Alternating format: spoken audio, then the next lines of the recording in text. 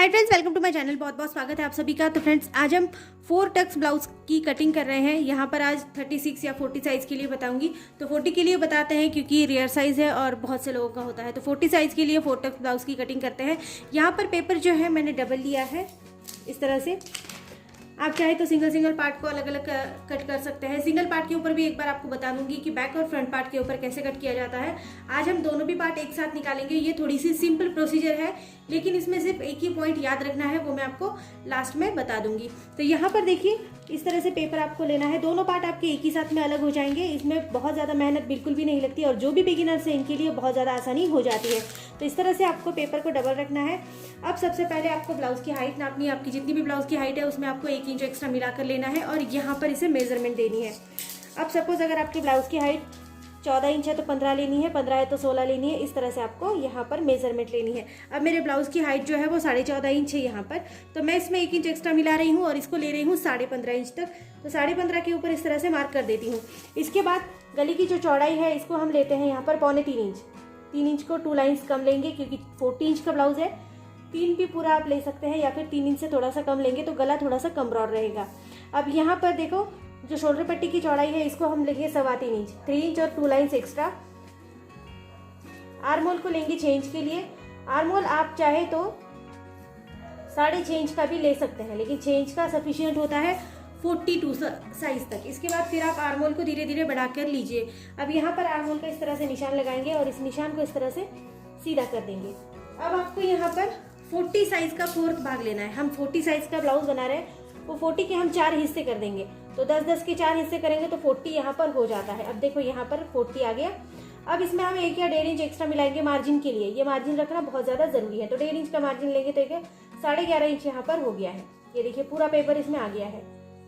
तो इस तरह से हम यहाँ पर 11.5 इंच लेंगे और जहाँ पर आपने हाइट को पूरा नापा है वहां पर आपको कमर का 4था भाग लेना है। कमर के 4 हिस्से करने हैं, जितनी भी मेजरमेंट होगी उसमें आपको 1.5 इंच एक्स्ट्रा मिलाना है। अगर आपको बहुत ज्यादा मुश्किल लग रहा है तो ऊपर जैसे आपने 11.5 इंच लिया था तो यहाँ पर हम लेंगे 10.5 इंच। ये थोड़ा सा प्रोसीजर इसका आसान है। अब यहाँ पर हमको इसे इस तरह से जोड़ देना है।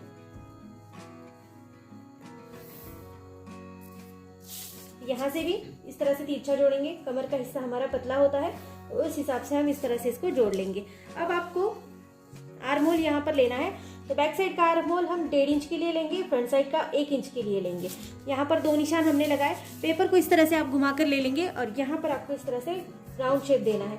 जैसा हम आर्म होल में हमेशा देते हैं ऐसा ही शेप यहाँ पर दे देंगे दोनों में।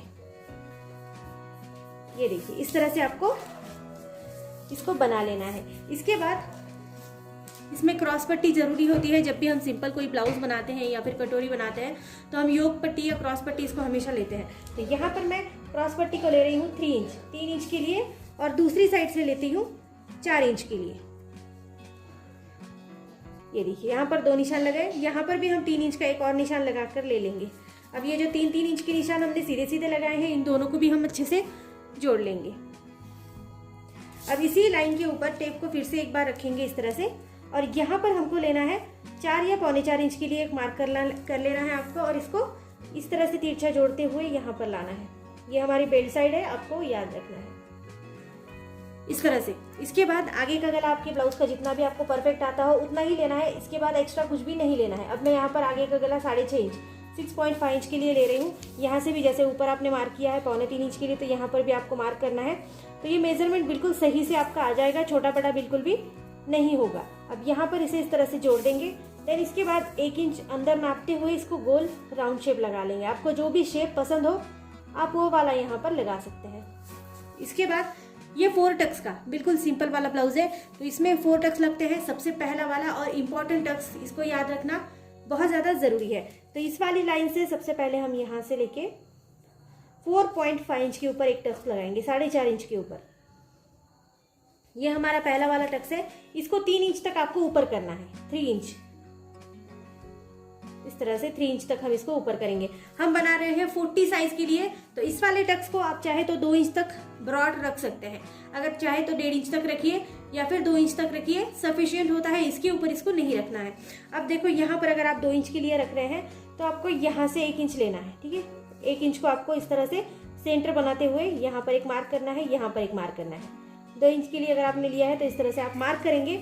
और ये हमारा सबसे पहला और बड़ा वाला टक्स है। अगर आप इसको कम लेते हैं तो आपकी जो चेस्ट है नीचे दबने लगेगी और बिल्कुल भी शेप में नहीं आता है आकार। तो आपको इसको इम्पॉर्टेंट है कि अच्छे से लेना ज़रूरी है। अब देखो दूसरी वाली जो हमारा टक्स है वो हमारा इस वाली साइड से निकलता है। ये वाली जो हमारी फ्रंट साइड की साइड होती है इस वाली साइड से, तो इसको हम ले लेंगे 1.5 इंच के लिए यहाँ पर, ठीक है। ये 1.5 इंच का मार्जिन है।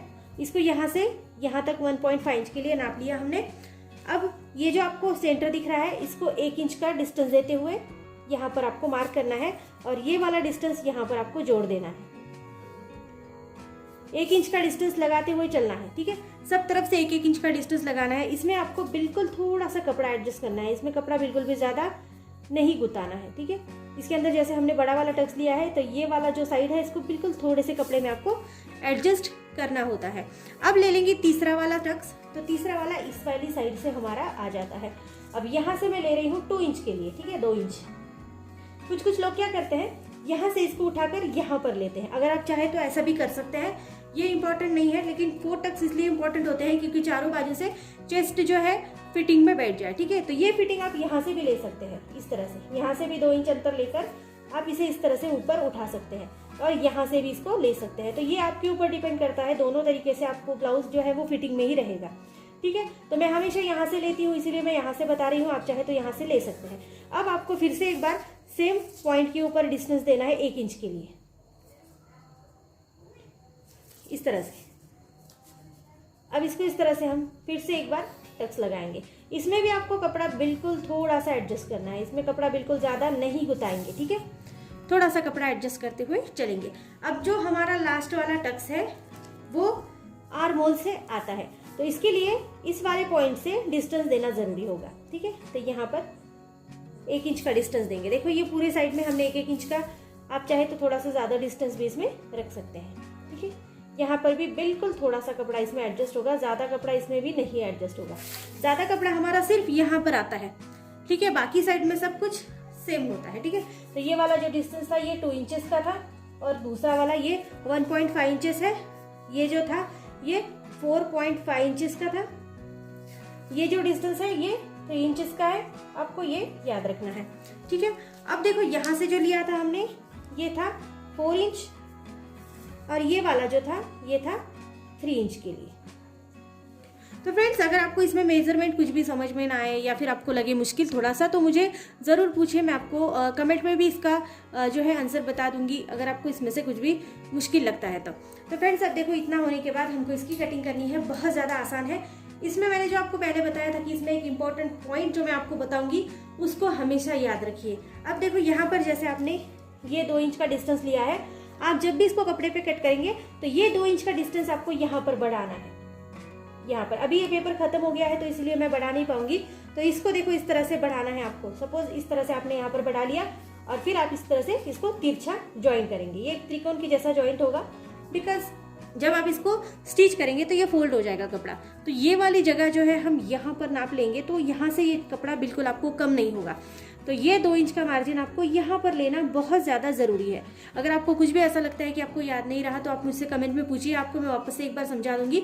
नहीं तो मैं आपको कपड़े पर भी इसकी सीधी सीधी कटिंग बता दूंगी कि आपको कैसे करनी है, ठीक है।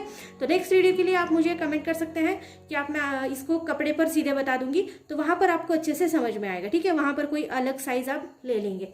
अब इतना होने के बाद एक और इम्पॉर्टेंट स्टेप है इसमें, ये 1/2 इंच का मार्जिन यहाँ पर डाउन लेना ज़रूरी है, क्योंकि ये 1/2 इंच का मार्जिन अगर आप नहीं लेंगे तो ब्लाउज नीचे उतरने के बहुत ज़्यादा चांसेस बन जाते हैं। अब इतना होने के बाद हम इसको रेगुलर की तरह कटिंग करेंगे। कटिंग बहुत ज़्यादा आसान है, आपको स्टिचिंग भी उतनी ही आसान है। इसकी धीरे धीरे स्टिचिंग भी आपको बता देती हूँ नेक्स्ट वीडियो में, तो आप वीडियोस देखना बिल्कुल भी स्किप मत करिए, आप देखते रहिएगा। और यहाँ पर अगर आप बिगिनर्स हैं तो आप बिल्कुल परफेक्टली मैं आपको ये ब्लाउजेस को कटिंग और स्टिचिंग बता दूंगी। ये देखो बैक साइड का आर्म होल को कट कर रहे हैं, अभी फ्रंट साइड नहीं किया। इस तरह से इसकी भी कटिंग करेंगे। अब इतना होने के बाद हमको सबसे पहले बैक साइड को अलग निकालना है। तो फ्रेंड्स अब बैक पार्ट को देखो टोटली अलग हटाएंगे, इसमें हमको कुछ भी नहीं करना है। अब करेंगे फ्रंट साइड की कटिंग। तो आगे का जो भी आपने गला जिस भी आकार में बनाया है आपको उस आकार में इसको कट कर लेना है। इसके बाद जो हमारी बेल्ट साइड है उसको भी कट करेंगे। यहाँ से हमने जो तिरछा इसको जोड़ा था, यहाँ से हमें कट कर लेना है। और यहाँ से जो आर्म होल है फ्रंट साइड का, इसको कट करना है। ठीक है, पहले हमने बैक साइड का कट किया था, अब हम कर रहे हैं यहाँ पर फ्रंट साइड का आर्म होल कट।